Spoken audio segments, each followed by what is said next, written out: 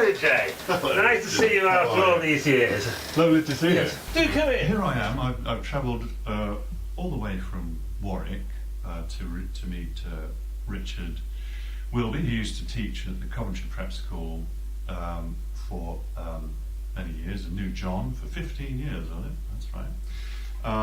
And he's going to share with us his memories of the school and his memories of John from the perspective of a teacher. We have some pre-prepared questions here, which I think we've all agreed upon.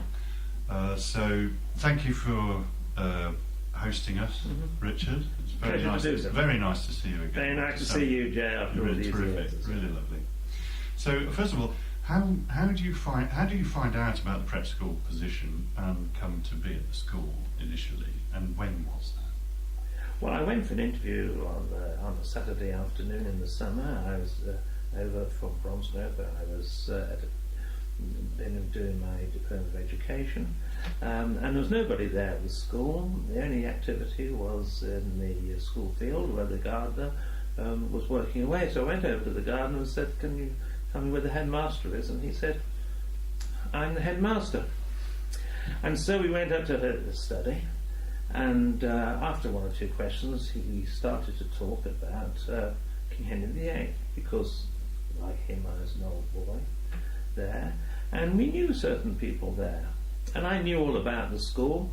I played cricket at the school when I was at King Henry VIII, and I knew several of my neighbours were at the school. So it was an environment I was quite used to. It wasn't that strange an environment for me. Because you were a local lad as well. I was brought up in Earlston, 5 minutes walk away from the school. I later moved away a bit, but to begin with, yes, I could walk to the school. If there was snow, we always opened, how much snow was, and sometimes John and I were about the only ones there. But we never closed because of that. So I was local, and it was an environment which I was comfortable in right from the beginning, and we had this certain connection, John and I, which was very important for John. That's great. Coventry was, and still is to a great degree, quite an industrial town with some history of class conflict. You could even go back to the English Civil War, I suppose, for that. That's in some ways. But did you feel that the prep school belonged there, or was it a little besieged, or in some way feel anachronistic? I think it was very much the Coventry school. John stressed it was Coventry Preparatory School, and of course he was a Coventrian. It was also a day school, so people were either from Coventry or the immediate area. An awful lot of Coventry people by that time had moved to Kenilworth and came in from that side of it. I was a Coventrian, and many of the staff were. He was very keen on enlisting old members of staff from Coventry comprehensive schools, like Frank Mottram, and several of them went to school at Bablik as well, perhaps coincidentally. So there was a strong ethos of Coventry and all that it meant, both within him and with the staff, and of course many of the parents came from solicitors and doctors in Coventry. So it was it was a side of Coventry which people don't think of as Coventry, but as far as I was concerned, it was very much Coventry. Excellent. Thank you very much. John was quite strict with the boys. I think many of his pupils would actually say that. But he was, in private, I found, more humorous and light-hearted. How was he with the staff? Yes, well, it was the humorousness and the light-heartedness which came over. He didn't micromanage. He just let us get on with the job, and that showed he had confidence in us, which I think was a good thing. It used to be said if you wanted to, you could just go into the day and pick up a newspaper and, as a member of staff, and do nothing, and he wouldn't have interfered with you. But it was a help. It's one way of managing things. The one way he was strict was about reports. And you had to get them absolutely right. New members of staff who might have had 30 years of teaching had about 20-30 reports perhaps returned because of things he didn't like about them. He had a thing about the word aspects. You couldn't use aspects. And so there's one or two ways, of course. He could be very strict because it was the things that he thought were important and mattered, and writing good English was something that mattered. But he was very, very... he did have his own way about things. He was an individualist, and he prided that in the people. He liked that in the boys. He liked that in the staff. So he didn't disapprove if people had their eccentricities and their particular characteristic points. And I think that helped to make the school what it was.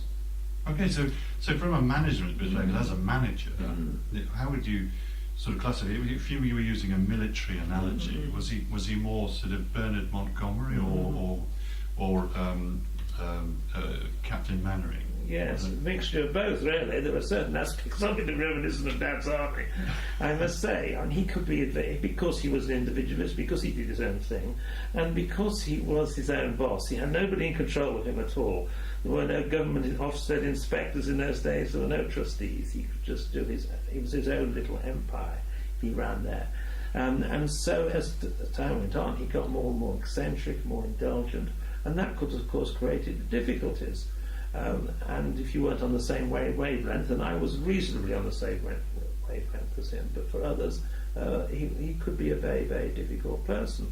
But in the end, he gave you this freedom to teach as you wished, and gave you, and that was, if you took it, then he gave you great scope. And enabled you to do things which you wouldn't realize if you're under more stricter control. Mm-hmm. You could be more creative as a person. You found that inspirational? Yes, I did. Yeah. But I found it at the time difficult. Looking back, I can remember much more the inspirational side of it, but I tend to forget the little minor pinpoints of irritation and frustration, which something like that is inevitably going to be with people if you're trying to work for them. And how did you contrast your time at Coventry Preparatory School with when you moved on from prep school? How did you compare? Well, I taught in the more conventional. There's a boarding school down here in Sussex, and there was a different setup because there was a board of trustees, and the headmaster was salaried. He was younger, and I think he was all right, but he was just an average headmaster, and of course that didn't compare well. And you realise just what an extraordinary man John was when you went to somewhere else. It's always so. You take these people granted, and you took it for granted over the 15 years, but as time has gone by, you realise you should never have taken him for granted because he was quite extraordinary. Okay, well that's actually funny enough. When I look back at my time at the school, it's one thing. I sometimes fell foul of the discipline there, but I just have a very fond memory of the school. Good. Overall. That's lovely, dear. Yeah, it's really, really lovely. And what was your opinion of corporal punishment then and now? Because it was fairly commonplace then, wasn't it? I think when I arrived there, I wasn't surprised to find that there was corporal punishment, but of course it was just the headmaster, and he very discouraged any sort of physical punishment from the staff. Over the years, things did change. One of the things about the school in my 15 years, it didn't really change as much as the society around it. And by the time I left, then the whole idea was rather under a cloud. But we didn't know very much about it. I think you and Jonathan and other members of the boys knew more about it than we did. I fell foul of it on numerous occasions, yes, but it's something I completely forgotten about. Yes, one time I had a classroom discussion about it, and there's a boy called Julian Marshall, I remember, who said he thought it was a good idea. He thought it did him a lot of good. That was the sort of thing that we could do. We could have discussions about things like that. But we didn't know about who was caned and who wasn't caned. He brought it up from time to time in our long discussions we had about individual pupils. Just going into a small place, just going into the office on a Friday morning, sometimes you just heard a swish or two, and that's about all you knew about it. That was probably me. But I always remember, even though I was one of the recipients of the canings, there was always a logic to it. There was never any malice, you know. So that was all very well understood at the time. Now the staff room was a great mystery to us pupils. It was great because it was very sort of dimly lit and often full of smoke and comfortable chairs, and that's really where the teachers lived, and so it was kind of sacrosanct to us. We approached it with great trepidation.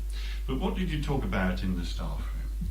We talked about absolutely everything. All life was there, but we did talk about the boys quite a lot.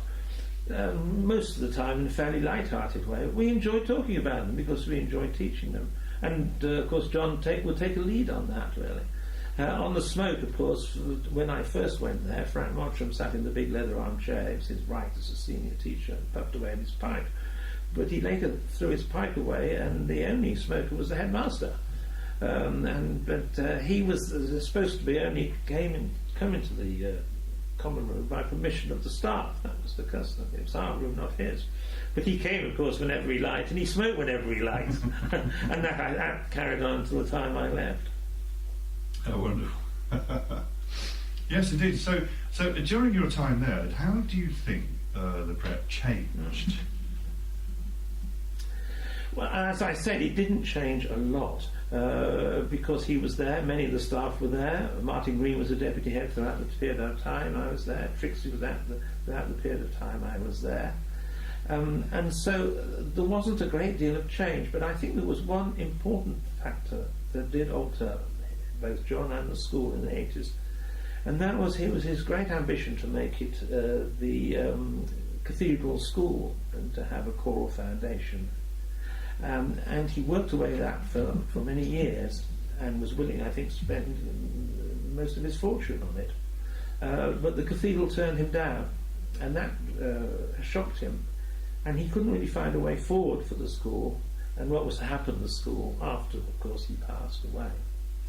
And it was around this time that he got interested in the sheep as a project.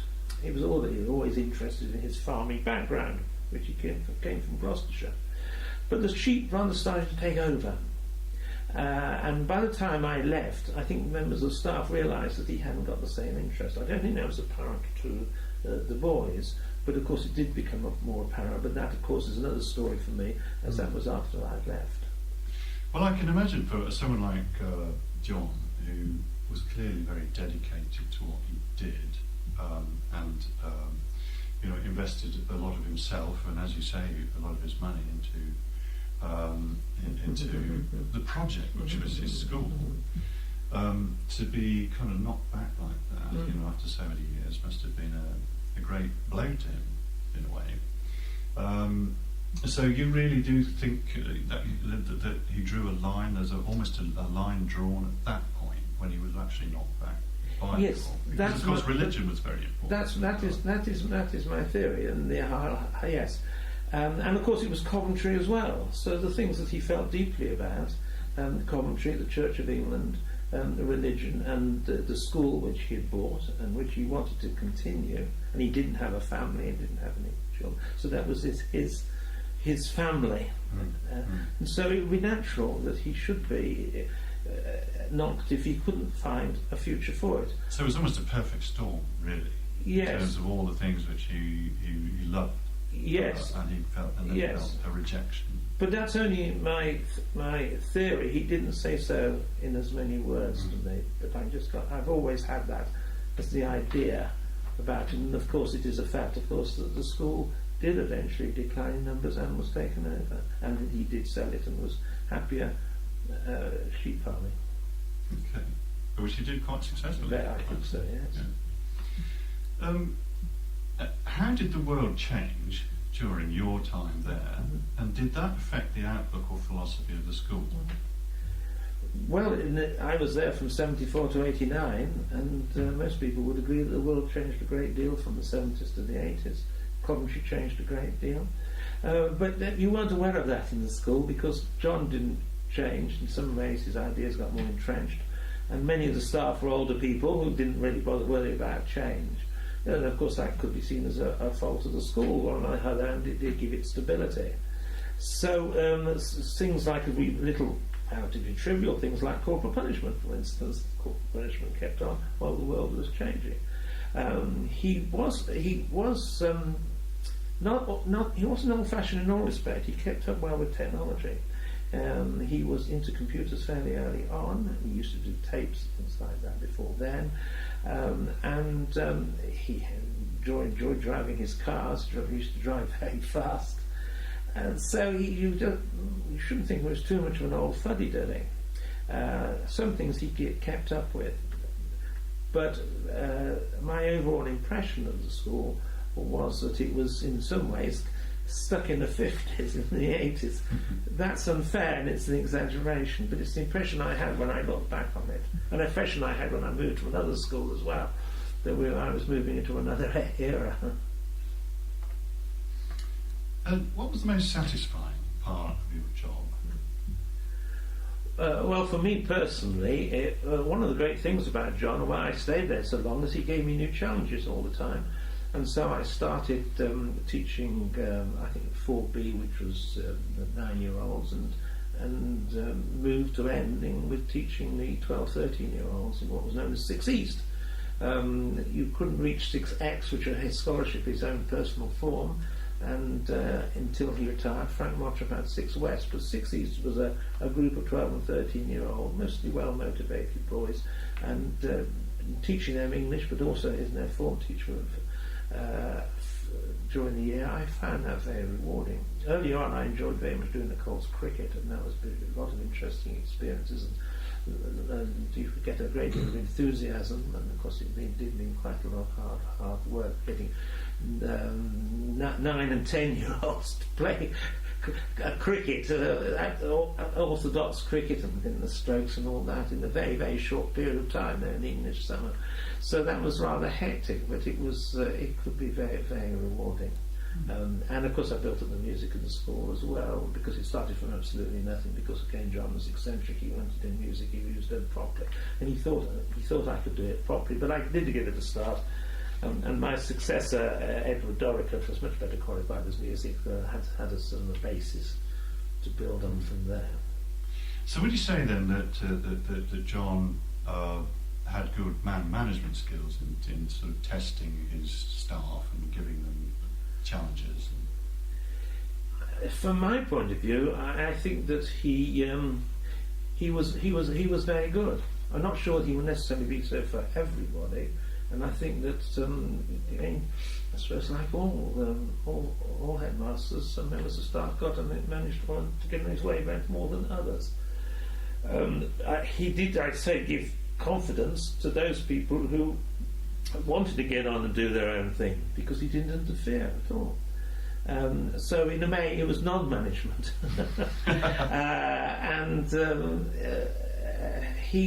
While he was like as a manager of the school, he had his head in the clouds in many respects, but I wouldn't say he was a complete non-starter as far as business was concerned, and I think he was probably quite shrewd as far as financial matters were concerned. I think he was probably run quite successfully as a business enterprise for most of the time I was there. Were you aware of the position of the school academically? I mean, did any of the academic achievements of the school suffer, because of this kind of grant management rather than micromanagement? Did the school perform well in that sort of way? Well, academically, he was very, very high-powered. He was very high-powered in classics. That was where his degree was, but his command of English and of English literature was quite equal. So that if you were talking about getting scholarship to pupils through exams, his area, he was very good. And I also think, though he didn't seem to have the qualifications, you would have thought from his background that Frank Mottram was extremely good on the maths. So one little anecdote, he got a boy called Timothy Hall came to him, and they said we wanted to get a top Rugby scholarship. He hasn't got a great deal of money, and we think this boy is very bright. And John said, I'll take him on, I'll get him a top Rugby scholarship. And he got a top Rugby scholarship. So there was no problems about that. But we weren't that much challenged because, like you, many of the pupils went to King Henry VIII. and it wasn't too difficult to get people into King Henry VIII actually in those days. Right. So it wasn't, and of course a lot went to Princeton as well, which I think was a suitable school for those people who were less academic. So from that point of view, he would have probably liked, I'm sure he didn't like, we would have liked more challenges, really, but they weren't put in front of us by the parents. I see. Okay. And did you think there were any? Well, what were the pros and cons of working in such a close-knit school? Would you say? I think they were the obvious ones. You didn't have the resources in such a small school, but you had the personal connections. And, I mean, John did know everybody in the school, and he spent a great deal of time. He would know anybody. In any case, it wasn't difficult for a school of 130. But we spent an enormous amount of time in preparing for the parents' meetings. We spent a lot of time on the reports. And those were the only, you talked about staff management, but those are the only staff meetings we had. It's significant, the only meetings we ever had were about talking about boys. And that was, and I have memories, it would go long in the evening and people would sit there when we talked after school about each of the boys individually, sometimes half an hour on an individual boy. He'd ruminate about it, think about that, and look at their watches. But it was important to him, it mattered to him, and I think because in many ways he was right.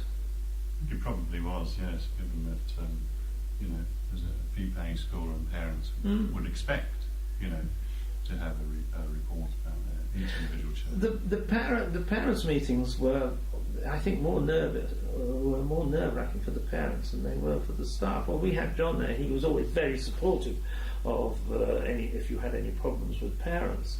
And the interview of the parents by him and by the head teacher, by the form teacher and the English or maths teacher. And I can remember going up looking into Form 6 where there were two sides and you could look into them, and there was a boy called Nijar, and he hadn't done very well, and his elder sister had come instead of his parents, and she was a little girl, and she was just sitting there, and there was in front of, I could see this picture, and there was Frank Mottram was sitting there,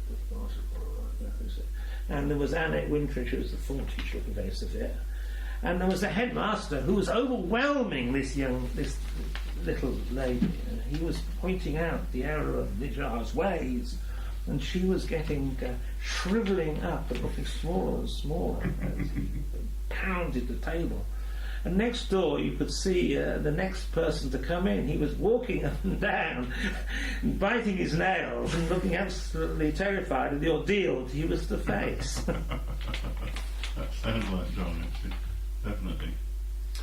Do you think the school would have been better with girls as well? I thought so at the time, because that was the time when a lot of private schools like Henry VIII were going over to girls, and I thought it was a good idea.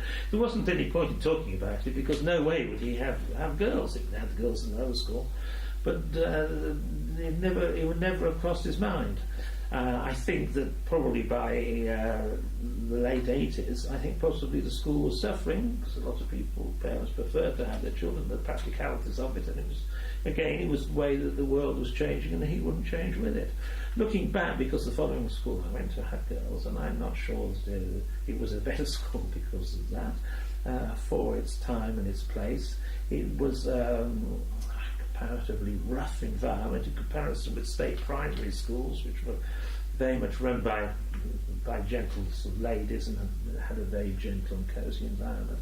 And this was a bit rough and ready and noisy, it seemed, by comparison, but it was vital and energetic. It had drive and lots of character and lots of fun. And I think that's quite important when you're both a teacher or with a pupil. You're absolutely right. In fact, I mean, part of what my journey has been doing this is meeting yourself and everyone else and thinking about it, is that the passage of time has been very kind to my memories of Coventry Prep School. Good.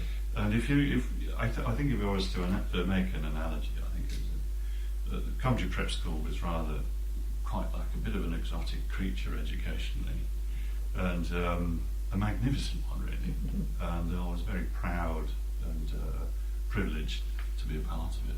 Is that something you share yourself? Yes, and as the years go by, I feel much more so. I think I've said that you take people for granted, and we all took John for granted.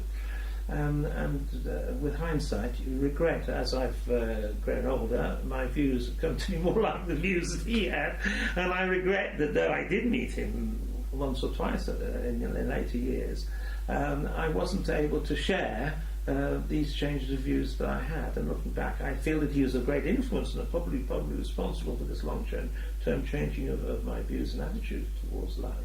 That he was a man of great distinction, a man of deeply serious and of religious belief, and he served his pupils as he was a true vocation, and he was a true professional teacher, and he put his school and his pupils first. And I think he's a great inspiration for us all.